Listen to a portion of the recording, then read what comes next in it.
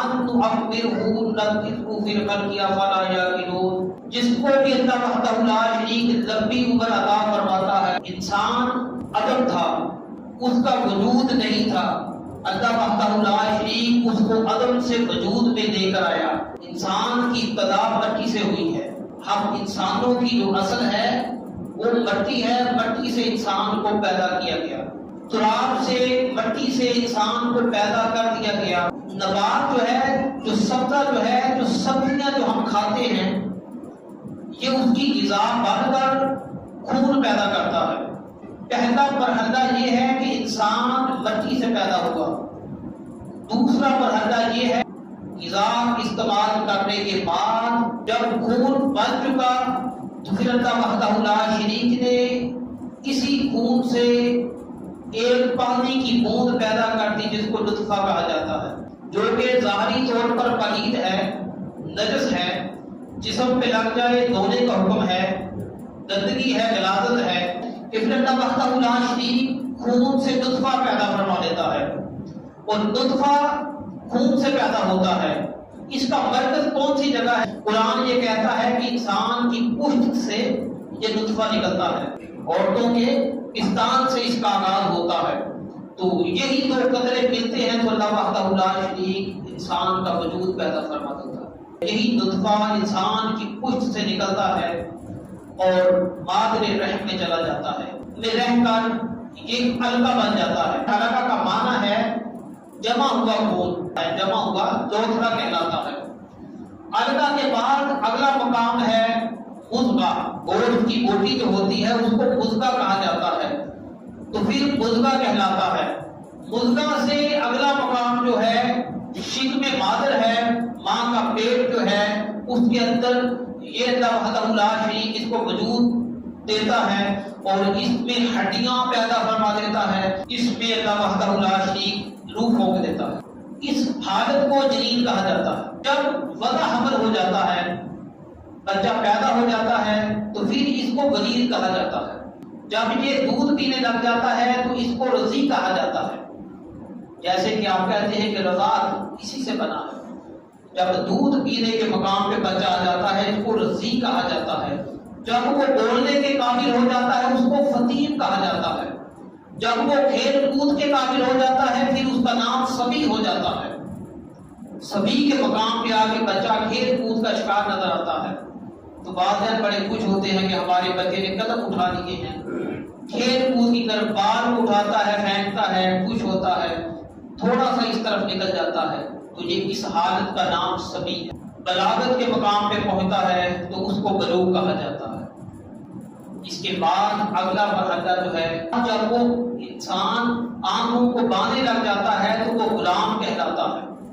اس کے بعد اگلا مرحلہ جب اس کی عمر 30 سال ہو جاتی ہے تو یہ کہول کا مقام اس کے لیے ہو جاتا ہے، وہ کہول کہلاتا ہے۔ جب 30 سال کے بعد پختہ عمر ہو جاتی ہے، جب 40 سال عمر ہو جاتی ہے، 40 سال عمر میں اللہ وحدہ لا شریک نے اکثر انبیاء کرام کو نبوت سے سرفراز فرمایا تو اس کو پختہ عمر کا کہا جاتا ہے۔ رجل انسان کامل مرد بن جاتا ہے تو یہ عمر پختہ بال کی عمر ہے۔ اس کے بعد جو عمر ہے 50 سال کی، 60 سال کی، 65 سال کی، جب اس مقام پہ انسان آ جاتا ہے اس کو شیخ فانی کہا جاتا ہے۔ وہاں آگے یہ کبھی کبھار ایسا ہوتا ہے روزہ بھی اس کے لیے رکھنا مشکل نظر آتا ہے کہ شیخ فانی ہو چکا ہے، بوڑھا ہو چکا ہے۔ اس کے بعد انسان کی زندگی، اس کے ہاتھ ہلنا شروع ہو جاتے ہیں خود بخود۔ جوانی میں یہ کام نہیں ہوتا، شباب کے عالم میں یہ کام نہیں ہوتا، جب افضل عمر میں جاتا ہے اس کے ہاتھ خود بخود حرکت کرنا شروع کر دیتے ہیں، ہلنا شروع۔ اس کو مقام افضل کہا جاتا ہے۔ حضرت صاحب رضی اللہ تعالیٰ عنہ کی حدیث پاک ہے، نبی پاک علیہ السلام نے چند چیزوں سے دعا مانگی، پناہ مانگی اللہ تعالیٰ کی، اور اس میں ایک یہ بھی ہے کہ اللہ تعالیٰ میں افضل عمر سے تیری پناہ مانگتا ہوں، تو اس سے اللہ کے رسول صلی اللہ علیہ وسلم نے دعا بھی مانگی ہے۔ پھر انسان جب اس دنیا سے چلا جاتا ہے، اس کی روح آخری کے حوالے ہو جاتی ہے تو وہ میت کہلاتا ہے۔ پھر اس کے جسم سے روح نکل چکی ہوتی ہے، وہ میت ہوتا ہے، چارپائی میں پڑا ہوتا ہے، اس کو میت کہا جاتا ہے۔ پھر جب لوگ اٹھاتے ہیں قدوں میں رکھتے اس کو دفنا کے آ جاتے ہیں، پھر وہ مٹی سے پیدا ہوا تھا مٹی میں چلا جاتا ہے۔ تو یہ انسان کی حقیقت ہے، اس کی زندگی کے مختلف ادوار ہیں۔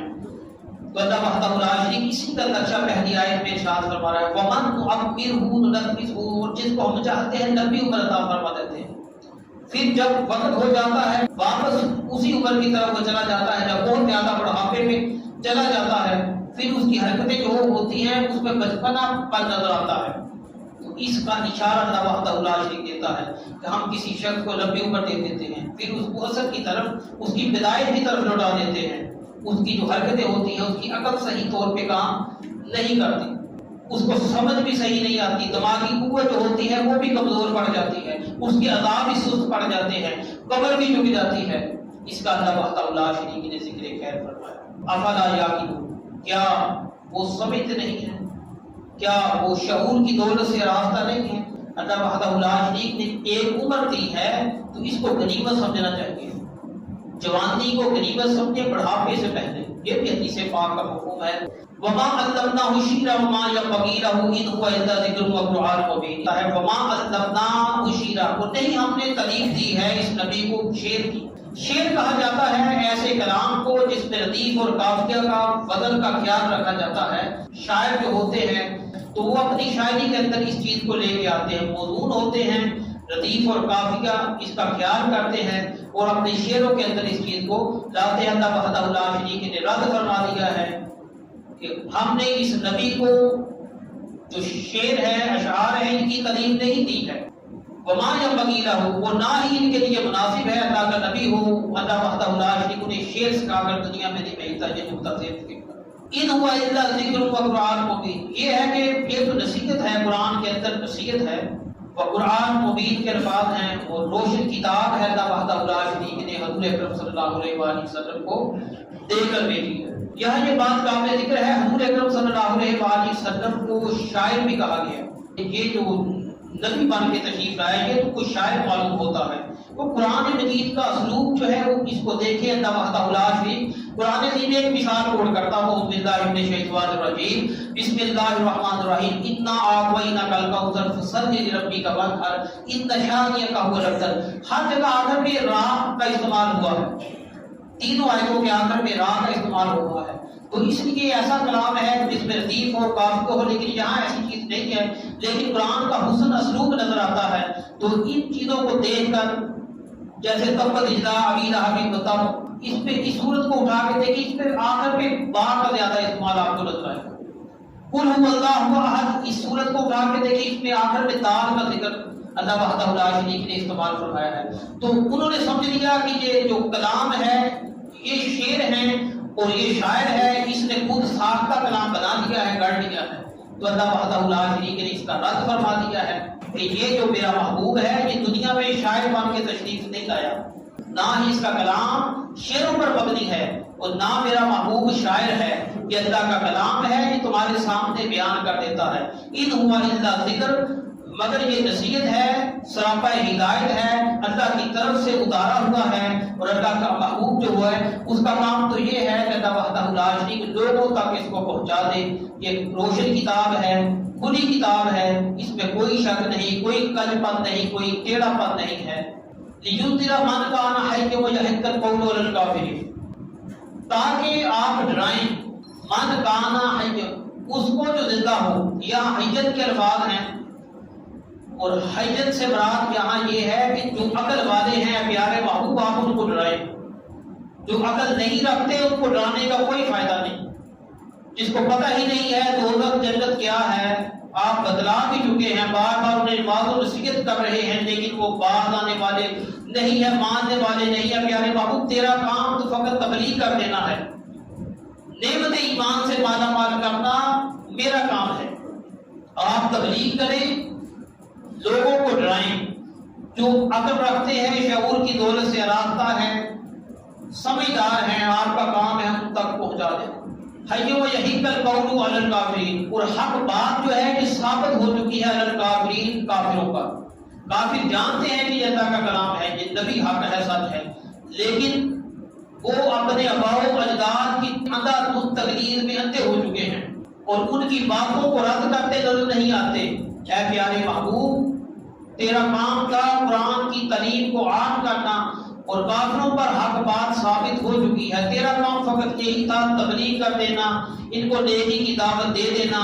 تو نے اپنا کام کر دیا ہے پیارے محبوب، اس پہ تجھ کو اجر عظیم ملے گا۔ اولم یروا انا خلقنا لهم مما عملت ایدینا انعاما فهم لها مالکون۔ اس آیت کے اندر اللہ وحدہ لا شریک نے فرمایا کیا وہ دیکھتے نہیں ہیں؟ اللہ وحدہ لا شریک نے اپنے ہاتھوں سے بنائے ہیں۔ اللہ وحدہ لا شریک نے اپنے ہاتھوں سے چوپائے پیدا فرما دیے۔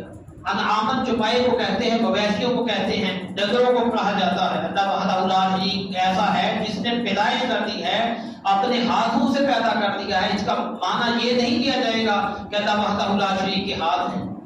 اس کا معنی یہ ہے کہ اللہ تعالیٰ ان چیزوں کا خالق ہے، اللہ تعالیٰ نے ان چیزوں کو پیدا کیا ہے۔ لیکن مقصود یہ ہوتا ہے کہ قرآن کے الفاظ جو ہیں اس کا عقیدے لفظ کا معنی کیا جائے تاکہ آپ لوگوں کو سمجھ آ جائے کہ قرآن پاک کے اندر ہے کیا۔ مفہوم یہی بنتا ہے جو خالق ہے سب چیزوں کا، اسی نے مویشی پیدا کیے ہیں اور اسی نے تمہارے لیے کھچر پیدا کر دیے ہیں جو تمہارا بوجھ اٹھاتے نظر آتے ہیں۔ گدھے ہیں، کھچر ہیں، یہ انسان کا بوجھ اٹھا لے جاتے ہیں۔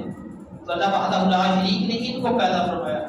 فَهُمْ لَهَا مَالِكُونَ، یہی وجہ ہے کہ تم ان کے مالک ہو گئے ہو، ان کے مالک کہلاتے ہو خود کو۔ یہ اللہ وحدہ لا شریک نے پیدا کیے، ان کا خالق کائنات ہے اور یہ تمہارے لیے پیدا کر دیے ہیں، اور یہی وجہ ہے کہ تم ان کے مالک کہلاتے ہو۔ وَظَلَّلْنَاهَا لَهُمْ فَمِنْهَا رَكُوبُهُمْ وَمِنْهَا يَأْكُلُونَ، اور اللہ تعالیٰ نے نرم کر دیے ہیں تمہارے لیے ان پر سوار ہونا۔ گھوڑے کو دیکھیں، عربی زبان میں اس کو خیل کہا جاتا ہے، گھوڑے کو آپ لگام ڈال دیتے ہو۔ اونٹ کو دیکھیں، اس کے نکیل ڈال دیتے ہیں۔ یہ کام آسان نہیں ہے، اللہ وحدہ لا شریک نے انسانوں کے لیے آسان کر دیے۔ بڑے بڑے جانور ہیں جو انسان سے بھی زیادہ اونچے ہیں، بدنی ہیں، طاقت بھی زیادہ رکھتے ہیں، لیکن انسان کو اللہ وحدہ لا شریک نے عقل دی ہے، عقل سے وہ ان کو نیچا کر دیتا ہے۔ تو اللہ وحدہ لا شریک کسی کا ذکر خیر فرما رہا ہے، اور ہم نے نرم کر دیے ہیں تمہارے لیے کہ تم ان پر سوار ہو جاتے ہو۔